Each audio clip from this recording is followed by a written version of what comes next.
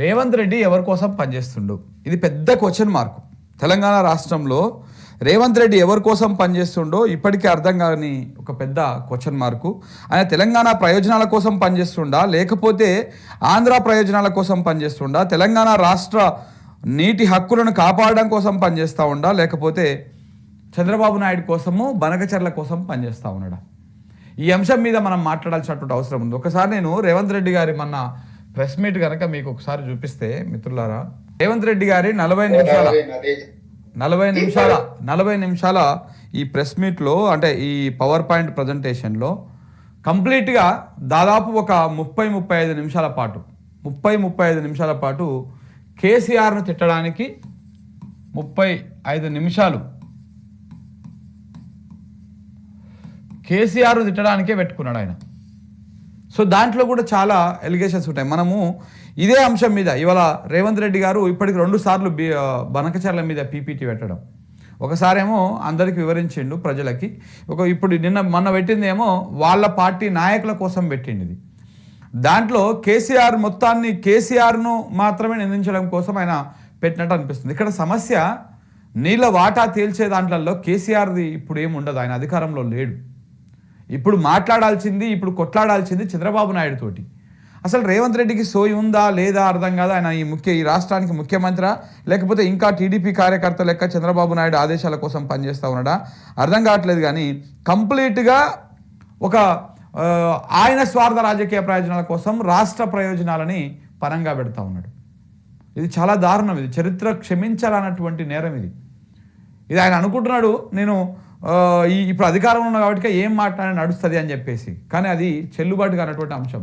నిన్న ఇదే దాంట్లో ప్రసంగంలో, ఇదే స్పీచ్లో వారు మాట్లాడుతూ ఏమంటారంటే, ఇది మొత్తం నేను దాదాపు 1:45 నిమిషాల పాటు ఉన్నటువంటి ఆయన స్పీచ్లో, దాంట్లో దాదాపు 35 నిమిషాల పాటు కేసీఆర్ తిట్టడానికి పెట్టి దాంట్లో కొన్ని విషయాలు మాట్లాడినారు.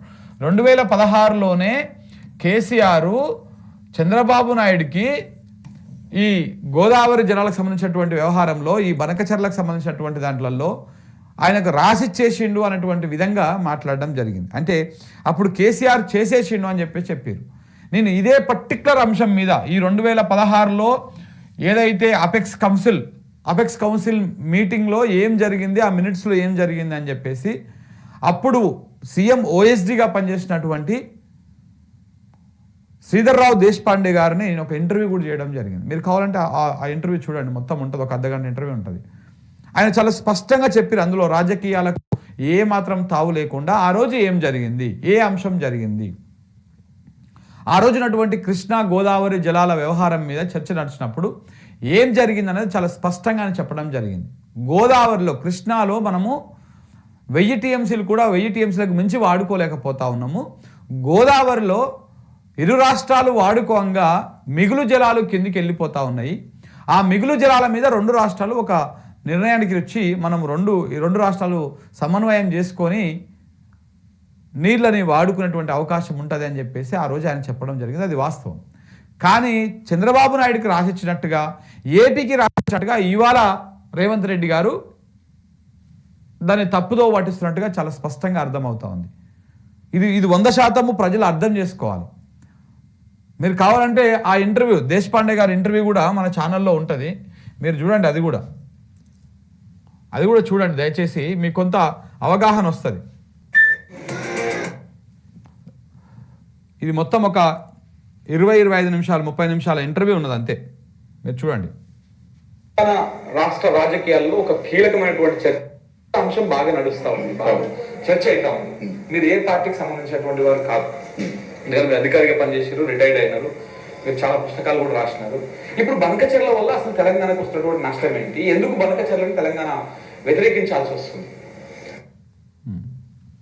దీంట్లో 4-5 అంశాలు మనం డిస్కస్ చేయాలండి. ఫస్ట్, ఈ బనకచర్ల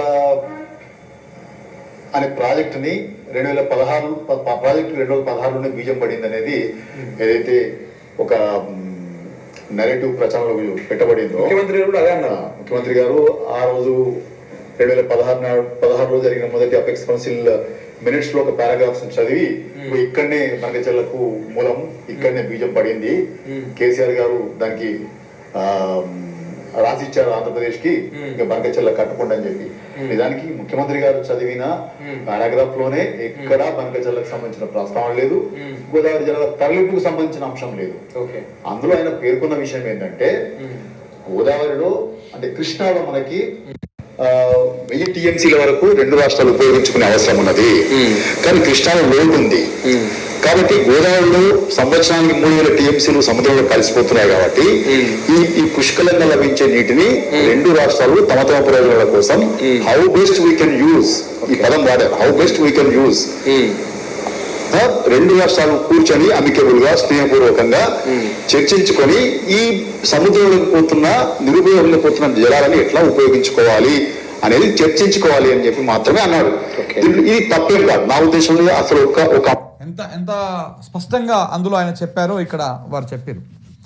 హౌ కెన్ బెస్ట్ అని చెప్పేసి ఆయన మనం ఎంత ఏ రకంగా మనం ఉపయోగించుకోవాలనో ఆ రకంగా ఉపయోగించుకుందాం, ఎంత సాధ్యమైతే అంత మనం ఉపయోగించుకుందాము. అది కూడా 2 రాష్ట్రాలు సమన్వయం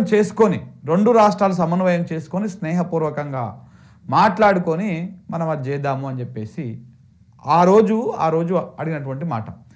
కానీ బనకచెర్ల ప్రస్తావన లేదు అసలు. అప్పుడు బనకచెర్లనే పుట్టలేదు అసలు.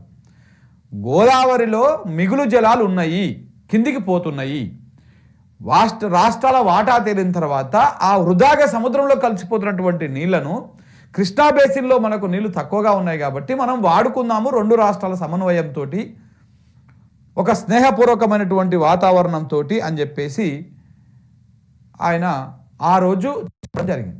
దానికి ఇవాళ చంద్రబాబు నాయుడు గారికి ఆ రోజు రాసిచ్చేసిండు కేసీఆర్ అని చెప్పేసి ఇవాళ రేవంత్ రెడ్డి ఈ మినిట్స్ని మొత్తానికి మిస్లీడ్ చేసేటువంటి ప్రయత్నం చేస్తూ ఉన్నారు. ఇది చాలా డేంజర్.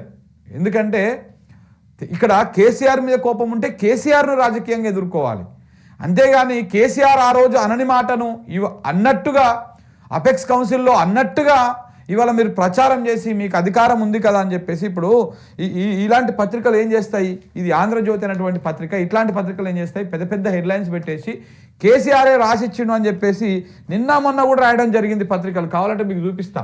ఇట్లా ప్రజలను మొత్తము మిస్లీడ్ సాగర్ వెనకాల నుంచి శ్రీశైలం నింపుకొని అట్లా కృష్ణానదిని మొత్తం సజీవం చేస్తూ ఇటు 2 రాష్ట్రాలు వాడుకునేటువంటి అవకాశం ఉంటుంది. అట్లా చేద్దాము, అది పర్యావరణానికి కూడా మంచిది, అట్ ద సేమ్ టైం మనము 2 రాష్ట్రాలు వాడుకునేటువంటి అవకాశం ఉంటుంది అని చెప్పేసి ఒక ఆలోచన చేస్తే దానికి అప్పుడు జగన్మోహన్ రెడ్డి ఒప్పుకోలేదు. ఆయన వేరే వ్యాప్కోస్కి ఇచ్చేసి ఆయనకు అనుకూలంగా ఉన్నట్టుగా ఆయన డిపిఆర్ తయారు చేసుకుంటుంటే ఇదేదో తెలంగాణకు అన్యాయం జరిగేటట్టుందని చెప్పేసి కేసీఆర్ దాన్ని పక్కన పడేసిండు. ఆ విషయాన్ని మొత్తానికే పక్కన పడేసిండు. ఈ విషయాన్ని అర్థం చేసుకోవాలి కదా. ఇది అర్థం చేసుకోకుండా రేవంత్ రెడ్డి గారు ఇవాళ మొత్తానికే ఇప్పుడు కేసీఆర్ తప్పు చేసిండని అనుకుందాం ఒక 10 నిమిషాల సేపు నీ సాటిస్ఫాక్షన్ కోసం. ఇప్పుడు మరి నువ్వు ఒప్పు చేయాలి కదా దాన్ని, దాన్ని ఒప్పు చేయాలి కదా. అలా చేయకుండా కేసీఆర్ మీద తుపాకీ పెట్టేసి చంద్రబాబు నాయుడికి దారదత్తం చేయడం కోసం ప్రయత్నాలు చేస్తూ ఉన్నారు. ఇది ఏ మాత్రం కూడా కరెక్ట్ కాదు. ఇది చాలా రకాల కుట్ర దాగి ఉన్నది దీని వెనకాల. మీ అనిరుద్ధ్ రెడ్డి ఆరోపిస్తున్నట్టు మొత్తం కోవట్లను మీ ప్రభుత్వంలో పెట్టుకొని చంద్రబాబు నాయుడుకి సంబంధించినటువంటి టీడీపీ వాళ్ళ కోవట్లను పెట్టుకొని వాళ్ళకే కాంట్రాక్టులు ఇస్తూ, వాళ్ళకే పనులు ఇస్తూ, వాళ్ళకే పదవులు ఇస్తూ, వాళ్ళకే ఆర్థికంగా లాభం చేకూరుస్తూ, వాళ్ళకే అన్ని రకాల సహాయ సహకారాలు అందిస్తూ ఇవాళ తెలంగాణని ఆగం చేస్తున్నట్టుగా చాలా స్పష్టంగా అర్థమవుతా ఉన్నది. ఇది కనుక మనము తిప్పికొట్టకపోతే ఒకసారి నీళ్ళల్లో మన వాటాను మనం కోల్పోయినామంటే మనం సాధించుకోవడం అంత ఆషామాష వ్యవహారం కాదు. అది సాధ్యం కూడా కాదు. ఒక్కొక్కసారి కోర్టులు వ్యవహారాలు ఇవన్నీ కూడా తేలేటువంటి అంశం కాదు. ఒక చిన్న కేసు మీదనే ఒక కోర్టు వ్యవహారం తొందరగా తేలదు. అంత పెద్ద నీళ్ళ విషయము, అంత పెద్ద ఒక స్టేట్ సంబంధించినటువంటి అంశం మీద వాళ్ళు కొట్లాడతారు, మనం కొట్లాడతాం, అది ముందరికి పోదు. నీళ్ళల్లా నిధులల్లా నియామకాలల్లో అన్యాయం జరిగిందని కదా తెలంగాణ రాష్ట్రాన్ని మనం కొట్లాడి సాధించుకున్నది. ఇవాళ రేవంత్ రెడ్డి లాంటి వాళ్ళు కేసీఆర్ భుజం మీద తుపాకీ ఏమంటారు గత ప్రభుత్వము ఇది చేసిన అక్కడ తుపాకీ పెట్టేసి ఇప్పుడు మొత్తానికి చంద్రబాబు నాయుడికి దారదత్తం చేసేటువంటి ప్రయత్నాలు చేస్తూ ఉన్నారు. ఇది ఏ మాత్రం కూడా కరెక్ట్ కాదు. సో ఈ అంశాన్ని ఎందుకు మనం దీనిలో పదే చర్చించాల్సి వస్తుందంటే ఇది చాలా కొంత అర్థం కానటువంటి అంశం. ఇది కొంతమందికి అర్థం కాదు నీళ్ళ విషయం వ్యవహారం. కానీ రేపటి నాడు రేవంత్ రెడ్డి గారు చెప్పినట్టు కనుక బనకచెర్లను కనుక వాళ్ళు కట్టేసుకొని దానికి అన్ని అప్రూవల్స్ తెచ్చుకొని నిన్న ఆయన మాట్లాడుతూ నిన్ననే నేను ఈ అంశాన్ని చాలా స్పష్టంగా చెప్పిన ఏమని చంద్రబాబు నాయుడు గారికి లేని ఆలోచన ఇస్తూ ఉన్నట్టు రేవంత్ రెడ్డి గారు అయ్యా మీకు ఇంకా ఆశలు చచ్చిపోలేదు మీకు ఇంకా ఆశలు ఉన్నాయి మీరు కొట్లాడండి అని చెప్పేసి ఆయన చెప్తున్నట్టుగా చాలా స్పష్టంగా అర్థమవుతా ఉన్నది ఈ మొత్తం ఈ మీటింగ్ అయిన తర్వాత ఇంకా బనకచెర్లలో పూర్తి స్థాయిలో అనుమతులు రద్దు కాలేదు మళ్ళీ రివ్యూ చేసి మళ్ళీ వాళ్ళు తెర మీదకి తీసుకొస్తారని చెప్పేసి నువ్వే వాళ్ళకి హింట్ ఇస్తా ఉన్నావు అంటే ఇది ఒక తెలంగాణ ముఖ్యమంత్రి చేసేటువంటి పని కాదండి ఇది మీరు కంప్లీట్గా ఒక రాంగ్ డైరెక్షన్లో పోతా ఉన్నారు మీకు ఇచ్చేటువంటి సలహాదారులు ఎవరు ఉన్నారు సలహాదారులు అంటే కంప్లీట్గా మళ్ళీ చంద్రబాబు మనుషులైనా ఆదిత్యనాథ్ దాసు అట్లాంటి వాళ్ళందరినీ పెట్టుకుంటే గట్టిన ఇస్తారు సలహాలు ఎట్లా ఇస్తారు తెలంగాణ సోయున్నోళ్ళని ఒకరిని సలహాదారులుగా పెట్టుకుంటే మీకు తెలుస్తుంది తెలంగాణ నీళ్ళ మీద అవగాహన ఉన్నటువంటి వాళ్ళని ఎవరైనా పెట్టుకుంటే మీకు అర్థమైతే వాళ్ళు చెప్తారు ఎవరికి అన్ని సబ్జెక్టులు తెలియవండి తెలుసుకోవాలి కేసీఆర్ కూడా ఏమి పుట్టుకతోనే ఆయన అన్ని నేర్చుకొని రాలేదు తర్వాత కదా ఆయన నేర్చుకొని అన్ని తెలుసుకున్నది ఉద్యమం స్టార్ట్ చేసే ముందు మొత్తం అసలు ఏంది అనేది భౌగోళిక స్వరూపాన్ని చదువుకొని మనం జరుగుతున్నటువంటి అన్యాయం ఎక్కడ ఏంది తెలుసుకొని కదా ఆయన ఉద్యమాన్ని ప్రారంభించింది అలాగే మీరు కూడా తెలియని అంశాన్ని తెలుసుకొని ఫైట్ చేయాలి కానీ కేసీఆర్ మీద కోపంతో కేసీఆర్ ఆ రోజు ఇట్లా మాట్లాడిండు కేసీఆర్ ఇట్లా చేసిండు కేసీఆర్ ఈ రకంగా చేసిండు కాబట్టి ఇంకా మనం ఇప్పుడు ఏం చేయలేము చేతులు ఎత్తేస్తాము ఇప్పుడు ఇంకా అనుమతులన్నీ పూర్తి స్థాయిలో రద్దయిపోలేదు మళ్ళా ఉన్నాయి చంద్రబాబు నాయుడు రేపు ఎత్తుకపోతాడు కేంద్రంలో ఆయన అవసరం ఉంది ఆయనకు కేంద్రం అవసరం ఉంది కాబట్టి వాళ్ళు ఇచ్చి పుచ్చుకుంటారని చెప్పేసి మీరెందుకు చేతులు ఎత్తేస్తా ఉన్నారు ముందే మీరు మాట్లాడాల్సిన మాట ఏంటిది ఇప్పుడు అయ్యా మోడీ గారు మీకు చంద్రబాబు నాయుడుతోనే అవసరం ఉందని మీకు చంద్రబాబు నాయుడు లేకపోతే మీ ప్రభుత్వం కూలిపోతున్న భయంతో మీరు మా రాష్ట్రానికి అన్యాయం చేస్తూ మా తెలంగాణ ప్రజలను వాళ్ళ నోట్ల మట్టి కొడుతూ మా నీళ్ళను కనుక వాళ్లకు దారదత్తం చేస్తే మీరు సాటునో లేకపోతే ఎక్కడో ఒక రకంగా మీరు వాళ్ళ ప్రలోభాలకు లొంగి చంద్రబాబు నాయుడు ప్రలోభాలకు లొంగి మీరు